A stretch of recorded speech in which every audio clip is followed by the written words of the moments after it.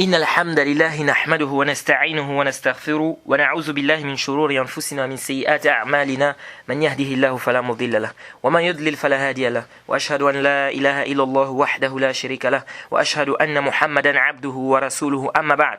Louange à Allah, le maître des circonstances, on le loue pour tout ce qu'il nous accorde comme bien et comme grâce, et on lui demande de déverser ses grâces et bénédictions sur le prophète Mohammed sallallahu alayhi wa sallam, sa famille, ses compagnons, tous ceux qui les ont suivis jusqu'au jour de la rétribution. Nous sommes toujours dans le cadre de notre programme qui est Durur al-Bahiyya fi Masail al-Fiqhiyya, les perles magnifiques concernant les questions de jurisprudence islamique. Et nous sommes dans le chapitre de la description de la prière du prophète Mohammed sallallahu alayhi wa sallam. Inch'Allah, si Allah facilite, peut-être on va terminer ce chapitre-là aujourd'hui, n'est-ce pas?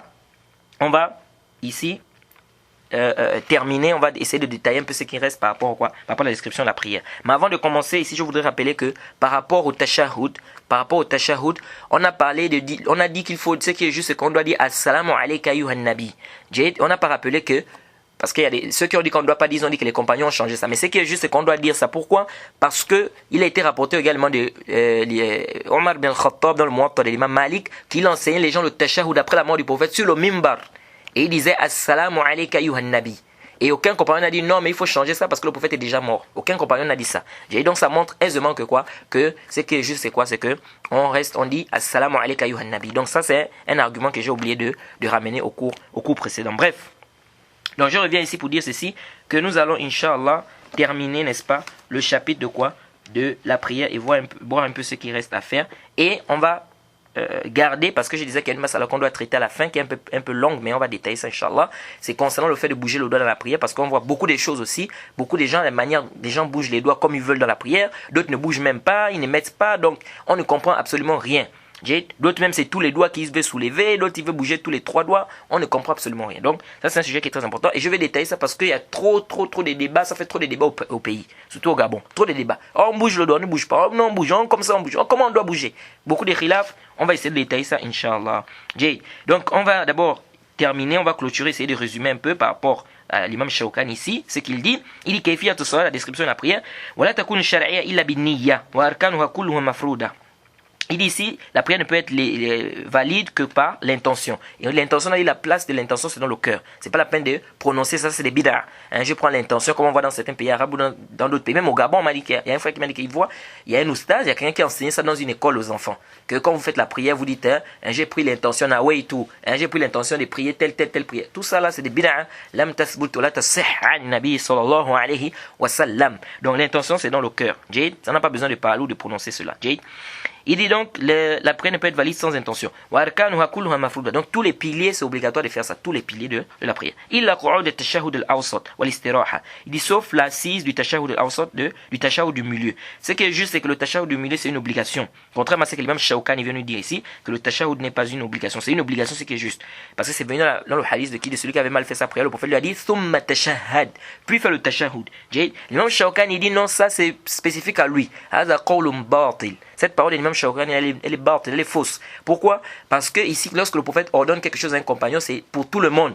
Et ce qui vient montrer même que c'est batil, c'est que le prophète a dit dans le hadith, la tatimmu salat ahadikum ou ahad minan nas. Le prophète a dit, la prière de l'un d'entre vous ne sera pas complète jusqu'à ce qu'il fasse ça. Il a détaillé ce que la personne doit faire dans la prière. Et non, il y a le tashahhud. Donc ça montre aisément ici que ce n'est pas spécifique à ce compagnon-là, mais c'est pour tout le monde. Tout ce que le prophète a montré à ce compagnon-là, c'est pour tout le monde. Ce n'est pas spécifique à lui sur le tashahhud.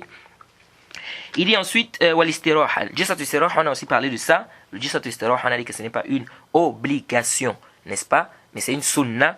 Contrairement à ceux qui ont dit que quoi? Que c'est juste pour celui qui est vieux. Ça, ce n'est pas sahih. C'est pour tout le monde parce que le compagnon du prophèt, Abi Humayd al-Sa'idi, il a rapporté cela, n'est-ce pas? Et il était en présence de 10 compagnons. Aucun compagnon n'a dit non, pourquoi tu fais le jilsat al-istiraha? Ça, c'est seulement pour celui qui est vieux.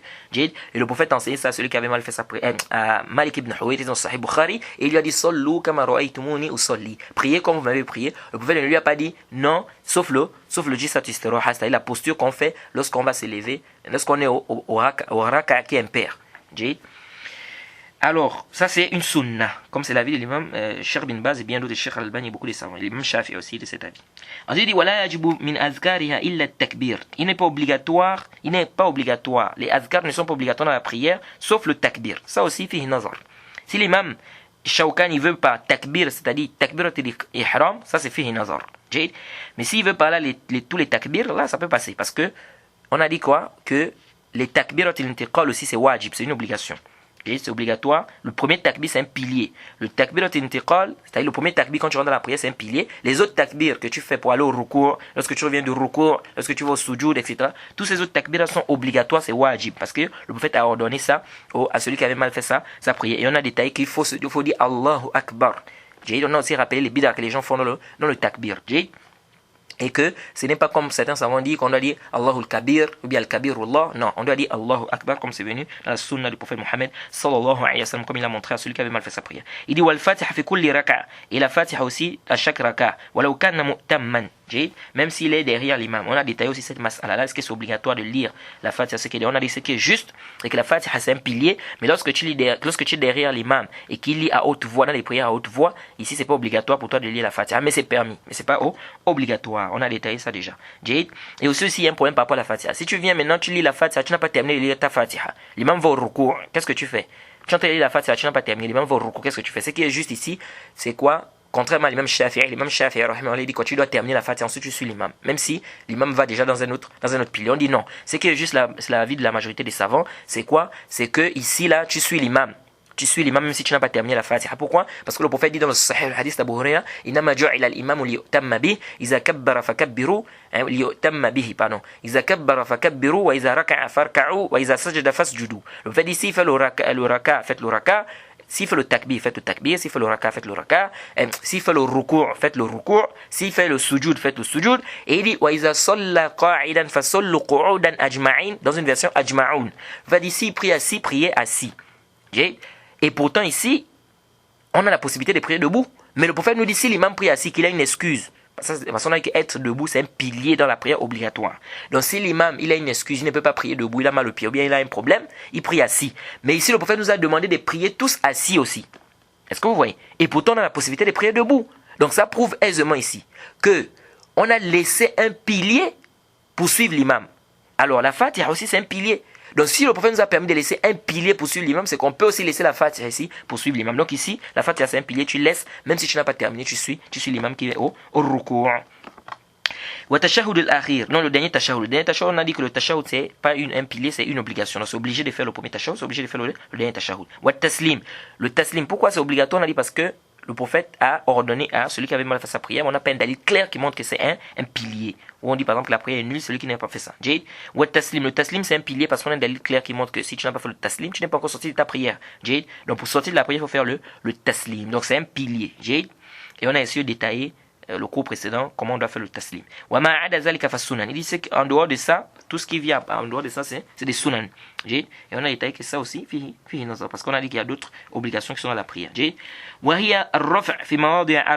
fait de lever les mains, n'est-ce pas, dans les 4 endroits. C'est-à-dire lorsque tu fais le premier takbir, le takbir de l'ihram, lorsque tu vas au ruku', lorsque tu te lèves du ruku' et lorsque tu te lèves du tashahhud, du premier tashahhud. Donc tu lèves les mains. Et lever les mains, on a dit que c'est pas une obligation, comme c'est l'avis de la majorité des savants. Pourquoi? Parce qu'il n'y a pas un dalil qui montre que c'est une obligation. On n'a pas un dalil où le prophète a ordonné de lever les mains.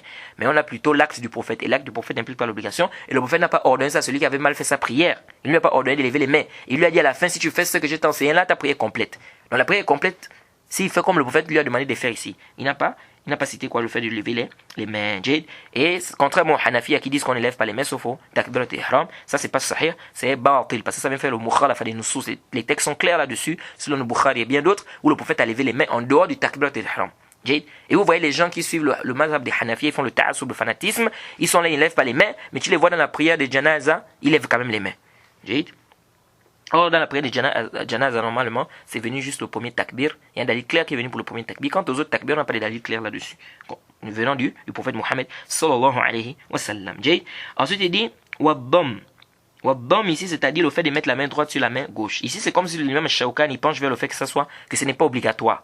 Mais par contre, dans d'autres livres, vous allez voir que l'imam Shawkani, il dit clairement que c'est obligatoire de mettre la main droite sur la main gauche. Mais ce qui est juste, comme on a dit, c'est que c'est pas obligatoire de mettre la main droite sur la main gauche dans la prière. Pourquoi? Parce que le prophète n'a pas ordonné ça à celui qui avait mal fait sa prière. Et ça aussi a été rapporté d'Abdullah ibn Zubair, qui priait, il ne mettait pas la main droite sur la main gauche, au niveau de la poitrine dans la prière. Ça a été rapporté de façon authentique d'Abdullah ibn Zubair, qui fait partie des compagnons du prophète Mohammed, sallallahu alayhi wa sallam. Tout ça, ça vient renforcer le fait que ce n'est pas une obligation. Il dit oui, mais il y a l'ordre qui est venu. Oui, mais l'ordre qui est venu là, est-ce que c'est venu après le hadith de celui qui avait mal fait sa prière ou avant?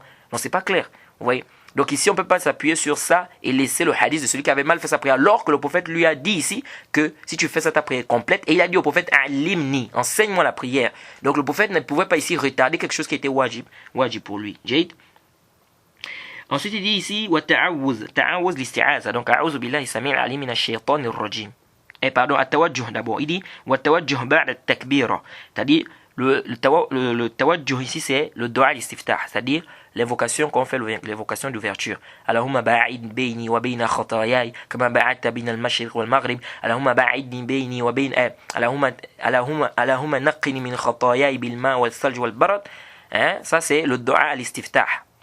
L'invocation d'ouverture. Et il y a d'autres invocations, comme on a vu, qui sont venues dans la sunna. Et on a dit que c'est pas obligatoire, ce qui était juste. Contrairement à le Cheikh Al-Albani qui dit que c'est obligatoire de faire l'invocation d'ouverture. On a détaillé pourquoi.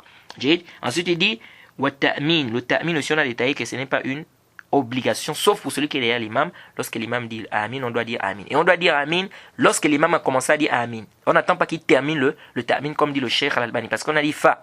Faïza ammana fa amminu. Le fa là, ça montre le ta'qib. Donc ça doit être aussitôt. Dès qu'il a commencé, nous aussi on le suit là-dedans. Jade. Et on ne doit pas, comme on a dit, on ne doit pas dévancer l'imam. On ne doit pas, dévancer l'imam. C'est-à-dire on ne doit pas faire ça avant l'imam. Comme on voit dans beaucoup de mosquées, l'imam dit Wallah, les gens ont déjà dit Amin, l'imam n'a pas encore dit même Amin. Les imams aussi qui ne le font pas aussi doivent le faire. C'est venu dans la sunna claire authentique, ils ne doivent pas faire le ta'assub, le fanatisme. D'ailleurs, moi ici, malikite, non. Les textes sont plus que clairs dans le Bukhari et bien d'autres que le prophète ici, il a dit Amin et le prophète a demandé de dire Amin. Jade. Donc l'imam doit dire quoi? L'imam doit dire Amin également. Et si on a dit aussi qu'il y a des bid'ah que les gens amènent dans le Amin là, il n'y a pas à dire Amin, il n'y a pas de shadda ici parce que c'est pas venu dans la sunna du prophète Mohammed sallallahu alayhi wa sallam. Tu dis Amin. On a dit il y a deux façons, soit tu dis Amin ou bien Amin. Comme l'imam Nawawi a rappelé dans un des ses livres Sharh Muhadzab, il a rappelé qu'il y a deux qira'a. Il y a deux qira'a par rapport à ça. Jade. Ensuite il dit ici le fait de lire une autre sourate en dehors de la Fatiha, ce n'est pas une obligation aussi. On a parlé de ça aussi et on a rappelé qu'il y a un petit khilaf aussi sur les savants là-dessus. Et il faut rappeler aussi qu'il est permis de lire une autre sourate même dans les deux derniers rakas. Par exemple, les deux derniers rakas de la prière d'Aïcha. Il est légiféré aussi, tu peux ajouter d'autres sourates après la Fatiha. Parce que c'est un khilaf, il y a des savants qui disent qu'on ne peut pas, mais c'est juste ce qu'on peut faire. Et c'est venu, ça a été rapporté de Abu Bakr Siddiq. Dans le Muwatta de l'imam Malik Bisnadin Sahih, qu'Abu Bakr Siddiq il a lu le troisième verset, il était dans après des Maghrib. Lorsqu'il lisait le troisième verset, il a lu la Fatiha et il a lu la dernière partie de la sourate Al-Imran de la première page. Jade, Rabbana la tuzigh qulubana. Jade, cette partie-là, il a lu ça jusqu'à la fin et donc il a lu ça au troisième raka'.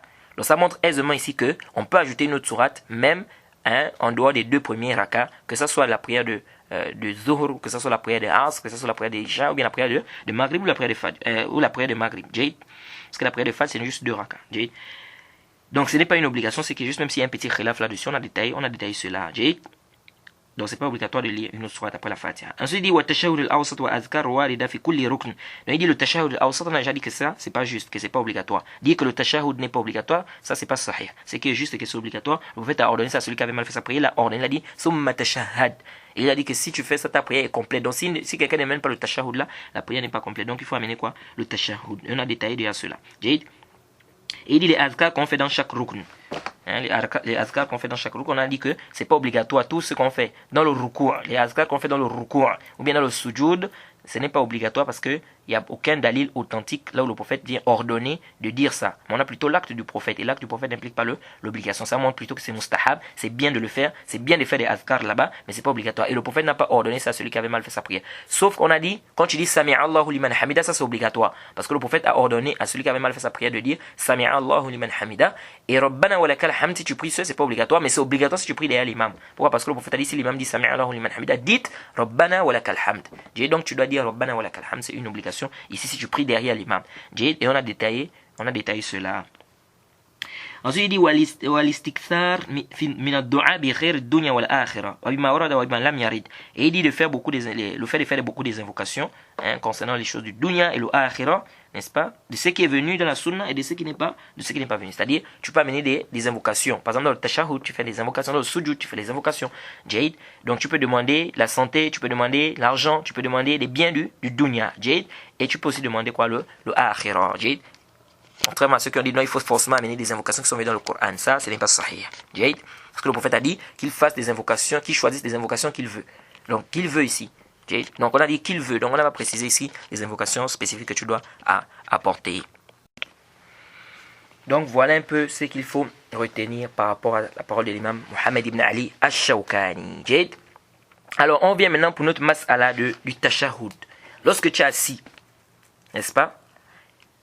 Le fait de bouger le doigt ou de ne pas bouger le doigt. Est-ce qu'on bouge le doigt ou on ne bouge pas le doigt? Déjà, il faut retenir déjà que lorsque tu es assis dans le tashahhud, tu positionnes tranquillement tes mains.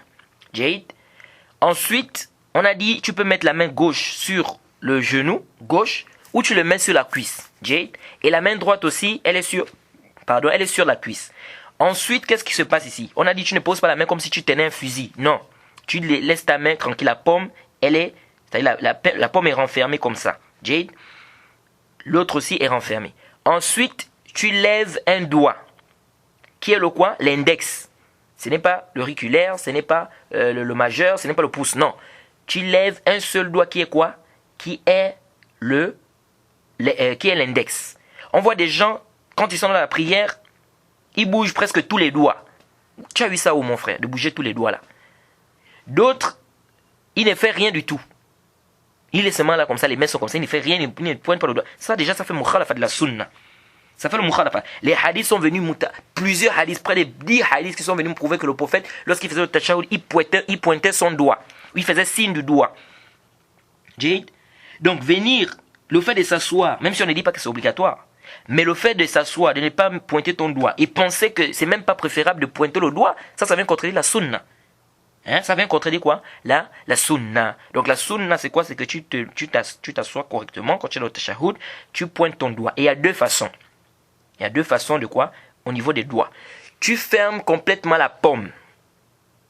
Tu fermes complètement la paume et de sorte que ton pouce est sur le majeur, n'est-ce pas? Et tu soulèves, tu lèves ton index. Ça c'est la première façon. Deuxième façon, tu fais un cercle. Tu fais un cercle avec ton pouce et ton majeur. Donc, l'auriculaire et l'autre là-bas, tu les fermes. Le pouce et le majeur, tu fais comme un cercle. Et ensuite, tu soulèves ton doigt, n'est-ce pas?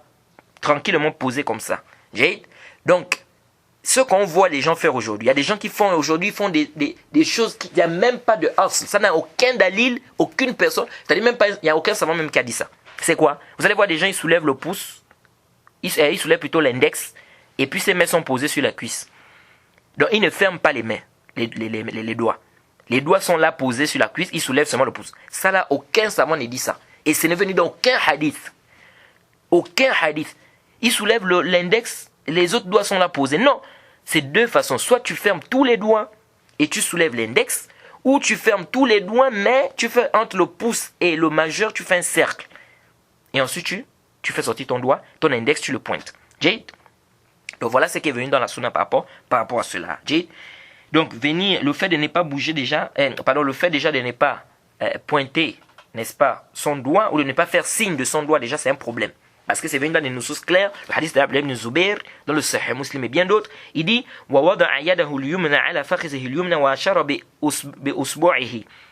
a mis sa main droite sur sa cuisse droite et il a fait signe de son doigt. Le sababa, dans l'autre version c'est venu que c'était le sababa, c'est-à-dire l'index. Il a fait quoi? Le usbu'. Et le mot usbu', c'est un mot qu'on peut utiliser de 9 façons. Comme dit le Cheikh Ousseymine et beaucoup de savants des langues arabes, c'est un mot, quelle que soit la manière dont tu vas utiliser ça, c'est sahih. Tu peux dire usbu', tu peux dire usba', tu peux dire usbi', tu peux dire asba', tu peux dire asbi', tu peux dire asbu', tu peux dire isbi', tu peux dire isba', tu peux dire isbu'. Donc toutes ces 9 façons-là, c'est permis. Tout ça, ça veut dire quoi? Ça veut dire le doigt. Donc ça ne doit pas t'étonner quand tu vas voir dans un texte où on écrit usbu'. Dans un autre texte, on écrit asba'. Dans un autre texte, on écrit usbi'. Tu dis, oh mais comment? Là-bas, on a dit usbu', ça doit être une erreur ici. C'est pas une erreur. Ce mot-là, on le dit de 9 façons.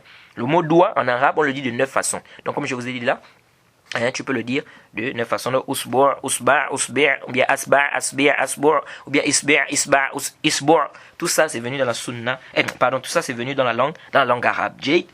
Alors, on revient ici pour dire ceci. Sur le fait de bouger le doigt, là, il y a un problème. Parce que ça cause beaucoup de problèmes entre les étudiants. On bouge le doigt, oui ou non, dans la prière. Et ici, je vais un peu tirer sur cette mas'ala, car elle fait trop de bruit dans certains pays ou bien entre les étudiants. Surtout au Gabon, dans notre pays. D'abord, il faut savoir que les Hanafiya, les Shafi'iyya et une version des Hanabila, ils disent qu'on ne bouge pas. Ils disent qu'on ne bouge pas le doigt. Et parmi les contemporains, le Cheikh Fawzan. J'ai écouté un audio du Cheikh Fawzan où il disait quoi? Qu'on ne bouge pas. On ne bouge pas le doigt dans la prière.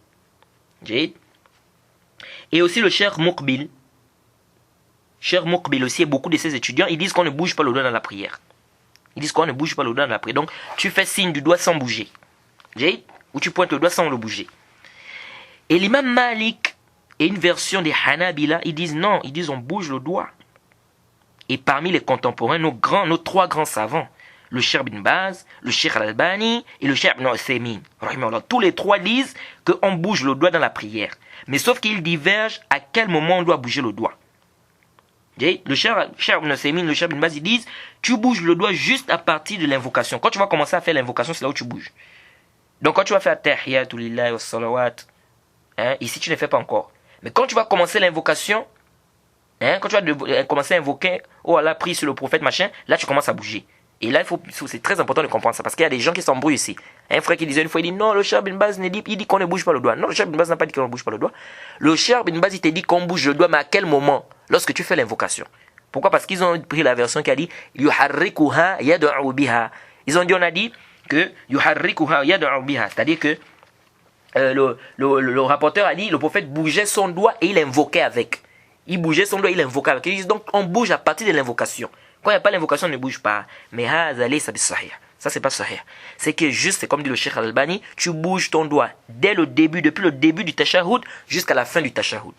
Tu bouges ton doigt dès le début du tashahhud jusqu'à la fin. Parce que même le sana que tu fais là, at-tahiyyatu lillahi wa salawat, les éloges que tu fais là, on appelle ça aussi dua.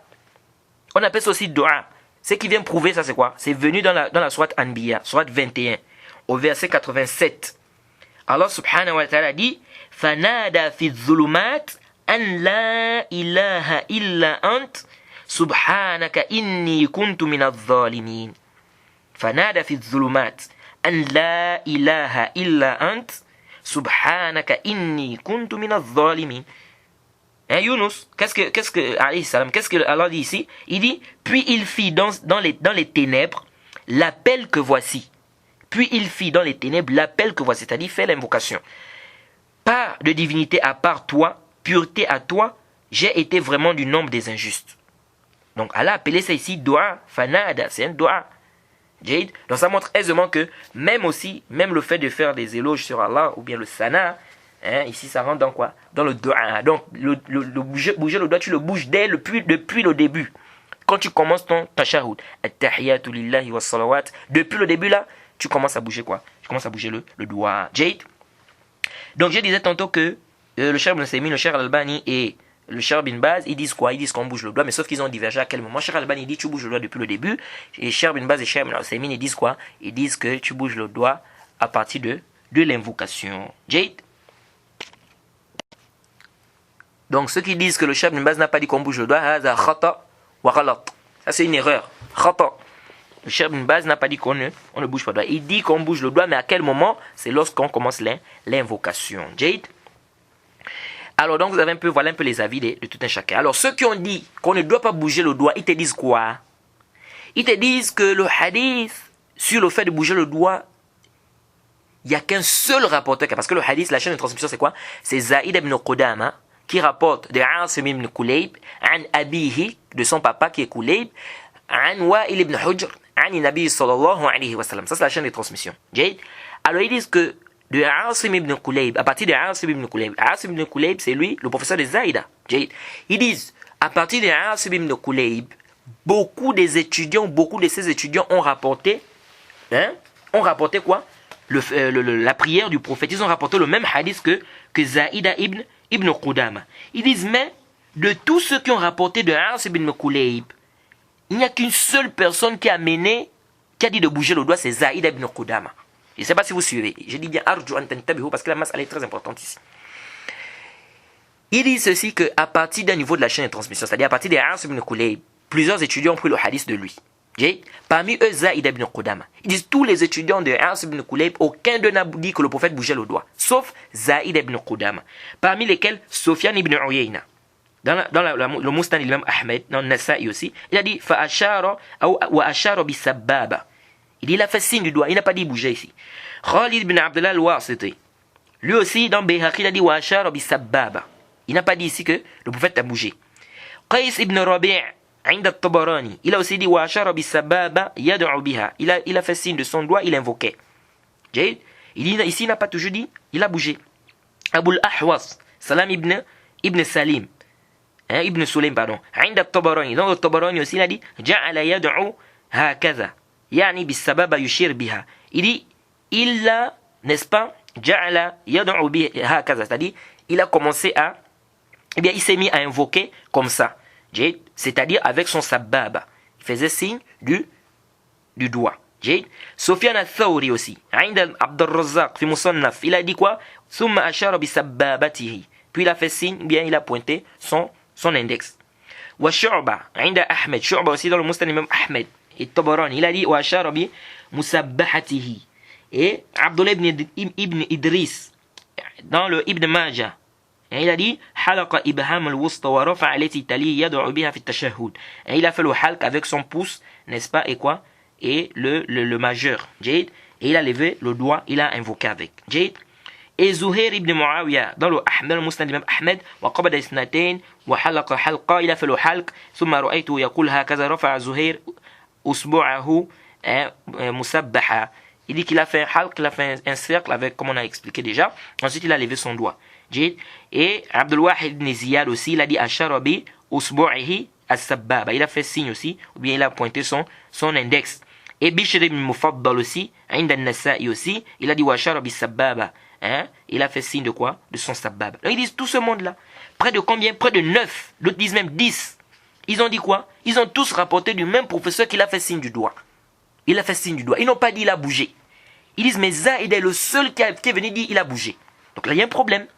Est-ce que vous voyez? Ils sont à près de 9 ici. Sufyan ibn Uyayna, Khalid ibn Abdullah al-Wasiti, Qais ibn Rabi', Abu al-Ahwas, Sufyan al-Thawri, Shu'ba, Abdullah ibn Idris, Zuhair ibn Muawiyah, Abdul Wahid ibn Ziyad, Bishr ibn Mufaddal. Tout ce monde-là, ils ont rapporté tous des As ibn Kulayb. Aucun d'eux n'a dit le prophète bouger le doigt. Sauf Zaïd ibn Qudama. Donc la version de Zaïd ibn Qudama, c'est une version qui est shadha. Elle est chaz, marginale, on ne travaille pas avec ça. Pourquoi? Parce que c'est sûr ici qu'il s'est trompé. Parce que tous ces étudiants-là, ils ont pris tous du même professeur. Comment se fait-il qu'eux, ils n'ont pas tous entendu, ils bougeaient le doigt? C'est seulement Zaïd ibn Qudama qui a entendu qu'il bougeait le doigt. Il y a un problème. Donc ça nous montre quoi? Ça nous montre qu'il s'est trompé ici. Est-ce que vous voyez un peu? Et donc, c'est ainsi le cher Muqbil, il a penché vers cet avis, il a dit le hadith des Zaïd, la version des Zaïd a bougé le doigt, c'est chaz, on ne bouge pas le doigt dans la prière. Et beaucoup de ces étudiants l'ont suivi dans ça, jusqu'à ce qu'il y a même un de ces étudiants qui a même écrit une risala, qu'il a nommé, si je ne m'abuse le titre, Al-Bishara, fi Thubut al-Ishara, wa Shuzuz al-Tahrik Usbu'. Al-Bishara fi Shuzuz al-Tahrik Usbu' fi Salat, wa Thubut al-Ishara. Je pense que c'est ça le titre. Alors là-dedans, il a apporté des paroles, il a détaillé en disant que quoi? Que la version est quoi? Est chaz. Que c'est daïf, donc on ne travaille pas. Selon les qawaïd des gens des hadiths, normalement, quand on regarde la mas'ala, normalement c'est vrai. Si ici Zaïda, par rapport au qawaïd, si on applique les qawaïd ici, si Zaïda ibn Qudama, il est le seul qui a apporté ça, et que tous les étudiants, ils ont pris des As ibn Kulayb, aucun d'eux n'a rapporté ça, ça montre que c'est chaz. Est-ce que vous suivez? Donc ça montre que cette version est quoi? Elle est chaz. Donc c'est chaz, c'est daïf. Si on prend les qawaïd des gens des hadiths. Jade. Mais est-ce que ça là c'est sahih? هذا ليس بالصحيح البتة. Ça c'est même pas un peu sahih. الراجح الصحيح, c'est que juste, c'est qu'on bouge le doigt dans la prière. C'est permis de bouger le doigt. Et on va voir comment on doit bouger le doigt aussi, parce que là aussi, c'est un autre problème. On voit des gens qui bougent le doigt n'importe comment. D'autres ils tournent comme ça, d'autres ils font, ils montent, ils descendent, d'autres, vraiment beaucoup de façons. On va détailler ça, Inch'Allah. Mais c'est que juste à sahih al-rajih bila shak, c'est que ceux qui ont daïfé le hadith de Zaïda en disant que c'est chaz, ils sont passés à côté. Ils sont passés à côté. Tout d'abord, pourquoi? Et on va voir pourquoi tout à l'heure, Inch'Allah, on va bien détailler. Avant ça d'abord, il y a des gens qui disent, il y a près de 15 rapporteurs qui ont contredit Zaïd ibn Qudama. Hadha khata wa ghalat Comme a dit celui qui a fait la risala à l'élève de Cheikh Moukbil qui disait qu'il y a près de 15 rapporteurs qui ont contredit Zaïda. Haza laysa bis-sahih. Haza khata wa ghalat. C'est une erreur. Laysa bis-sahih bila shak. Pourquoi? Parce que ce n'est pas tous les 15 rapporteurs qui ont rapporté le ishara. Et c'est là où vous voyez beaucoup des erreurs des gens. Ce n'est pas tous les 15 rapporteurs qui ont rapporté la position du tashahhud. Plusieurs rapporteurs ont rapporté du professeur. Certains ont rapporté la partie où on parlait de la Fatiha. D'autres ont rapporté la partie où on parlait du Julus, comment il était assis. D'autres ont rapporté la partie où on parlait de, qu'on appelle, est-ce qu'on met les mains sur la poitrine, on ne les met pas. D'autres, il y a beaucoup, chacun a rapporté une partie de la prière. Ils n'ont pas tous rapporté la même partie. Alors, si on prend la version de celui qui parlait, par exemple, du fait de réciter la Fatiha, ou bien celui qui parlait, par exemple, de la position assise, on ne va pas venir dire qu'il vient contredire Zaïda. Pourquoi? Parce que lui ne parle même pas de la position des mains. Lui ne parle pas de la position. Il n'y a pas de contradiction. Puisque lui, il parle de la position des mains, Zaïda ne parle pas de la position des mains, et l'autre ne parle pas de la position des mains. Oh la contradiction ici. Lui, il est en train de rapporter une autre chose, Zaïda rapporte une autre chose. Comment vous dites qu'il y a contradiction ici? Il n'y a pas de contradiction. On va dire contradiction lorsqu'il parle de la même chose. Et lui, il parle des mains. L'autre aussi parle des mains. Maintenant, lui, il a amené un truc que les autres n'ont pas. Là, on va dire oui, il y a une contradiction, peut-être s'il vient contredire. Mais pas de venir dire que quelqu'un il est en train de parler, par exemple, d'une autre chose, l'autre est en train de parler d'une autre chose, dit non, ils sont en train de se contredire. Non! Lui, il décrit il décrit un aspect de la prière du prophète, l'autre décrit un autre aspect. On ne peut pas parler de contradiction. En tout cas, c'est une erreur ici de venir dire quoi? Que 15 personnes ont contredit Zaïda. Là, c'est pourquoi vous allez voir qu'ils disent même divergent. Il y a d'autres qui disent que c'est 11, d'autres disent que c'est 12, d'autres disent que c'est 10. Mais ce qui est juste ce que j'ai déjà vu, hasba ilmi, c'est quoi? C'est 10. Hein? Ce que j'ai déjà vu, c'est 10. Mais il y a d'autres qui ont dit quoi? Qui ont dit 12. Mais à Kouli Hal, ça n'arrive pas à 15. Dire que 15 personnes ici ont contredit Zaïd ibn Qudama, hadha laysa bis-sahih al-battata. Donc, ce qui est juste, c'est quoi? C'est qu'on bouge le doigt. C'est venu de la sunna du prophète Mohammed sallallahu alayhi wa sallam. Ce n'est pas Chaz. Zaïd ibn Qudama a bien mémorisé son hadith. Et on va voir pourquoi on va apporter des dalils qui prouvent clairement que Zaïd ibn Qudama a bien mémorisé le hadith. On doit bouger le doigt dans la prière. C'est permis, c'est légiféré.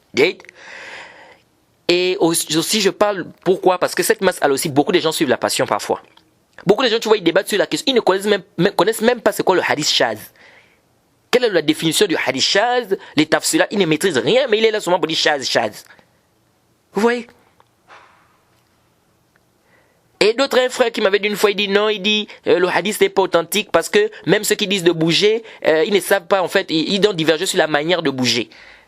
Donc il dit non, si on vous enferme même dans une salle, c'est-à-dire si on enferme ceux qui disent de bouger dans une salle, et même là-bas dans la salle, ils vont diverger sur la manière de bouger. Donc ça veut dire que nous disons haza qawlun batil. C'est une parole qui est batil. Ça c'est faux. Venir rejeter un hadith parce que les savants ont divergé sur la manière, haza qawlun batil.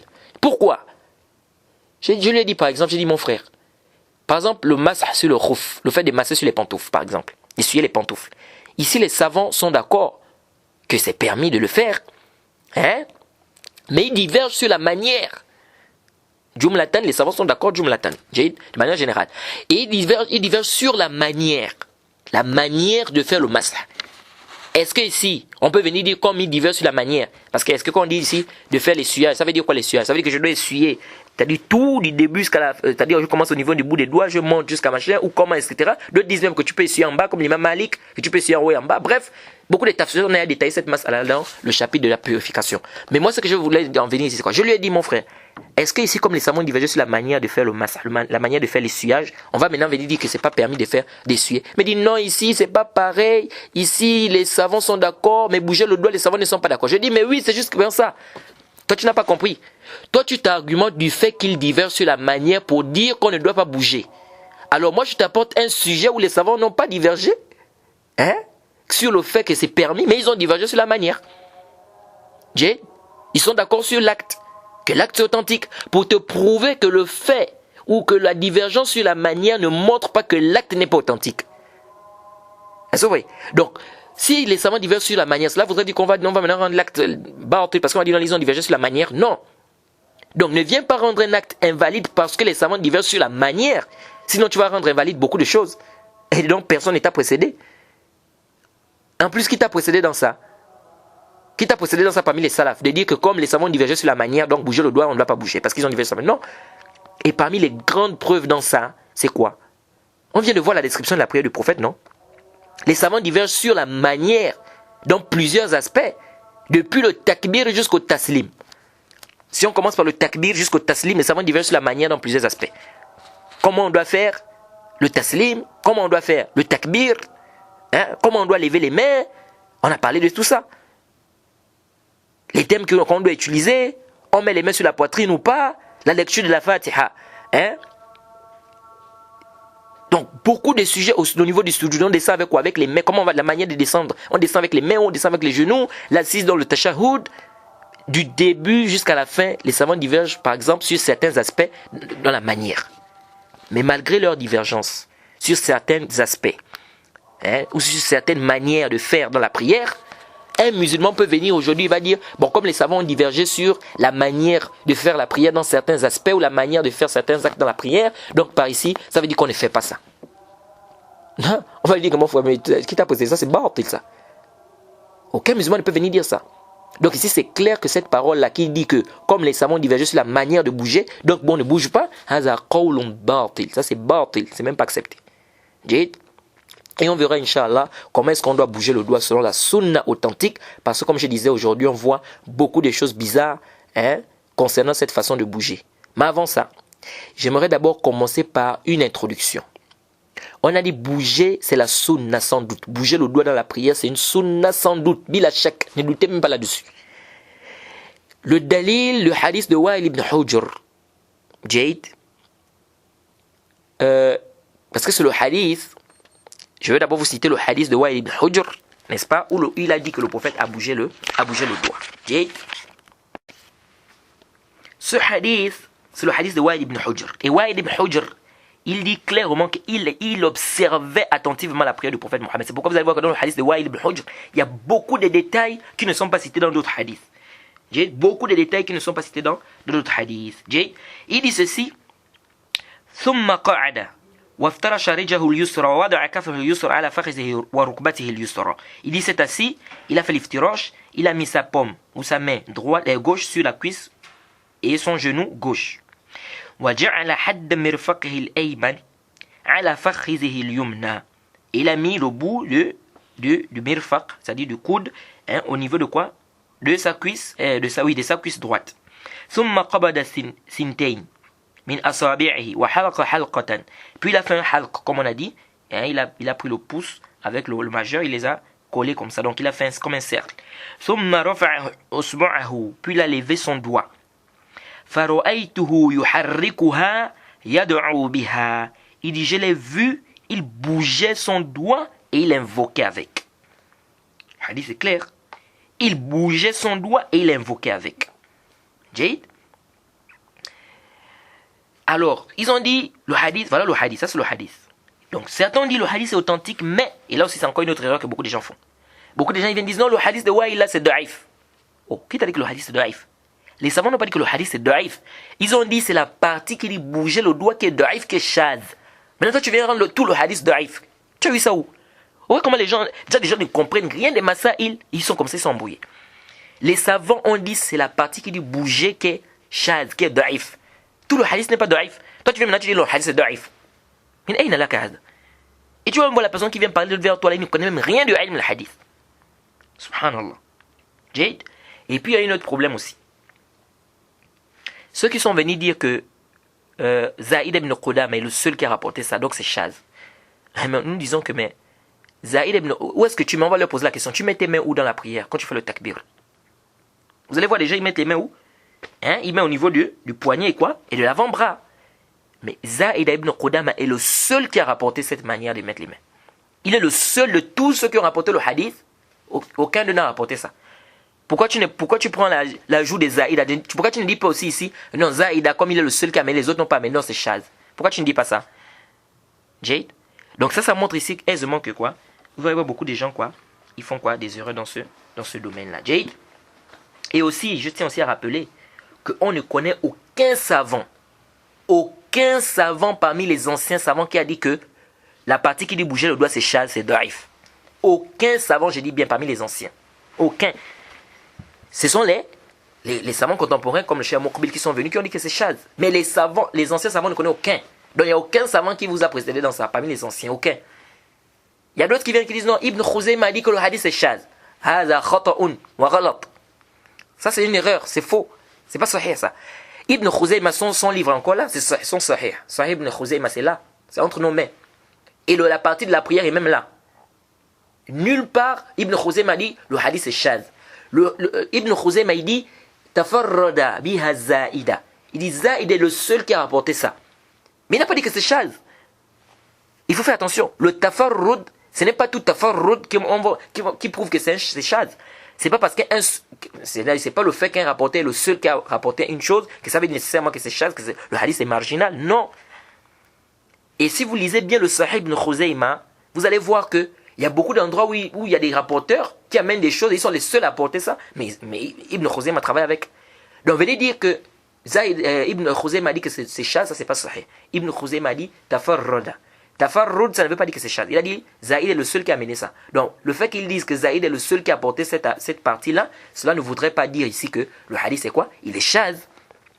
Jade. Donc venez dire que le hadith est shaz et que Ibn Khuzayma a dit que c'est shaz, ça c'est pas sahih. D'autres amènent même dans Zahabi comme ça. Tout ça là vous allez voir que les anciens savants, aucun n'a dit que c'est shaz.